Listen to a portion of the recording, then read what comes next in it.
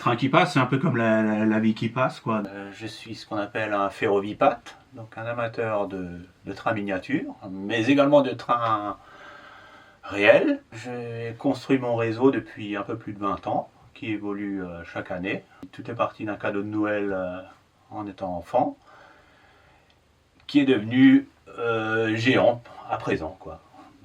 Je sais qu'il y a une cinquantaine d'aiguillages, donc on doit pas être loin des 100 mètres de rail, donc voilà. La particularité, c'est ce réseau comporte 21 chapelles ou églises, donc des lieux de culte. Et très souvent, on retrouve des cimetières ou des églises le long de la voie ferrée, parce qu'en fait, le plus souvent, c'est pas seulement une voie ferrée.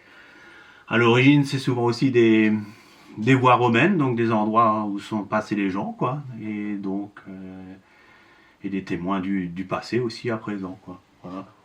En cette période de Noël, tout est axé quand même sur les fêtes de fin d'année. Donc il y a un marché de Noël, il y a plusieurs crèches, il y a des Pères Noël un petit peu partout, des Mères Noël aussi. Ici c'est le village du Père Noël.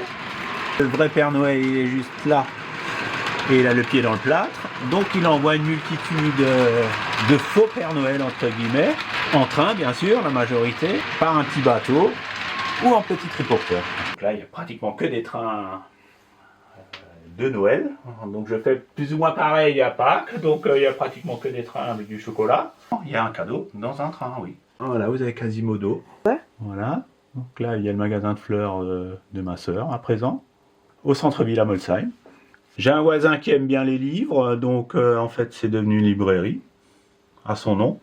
En période de Noël, j'ai toujours bien aimé le montrer aux gens. Donc au tout début, je l'exposais lors des marchés de Noël, à Darstein, à Brumat, à Waslon. Seulement, là, comme vous le voyez, il est devenu un peu trop immense, donc c'est techniquement plus possible.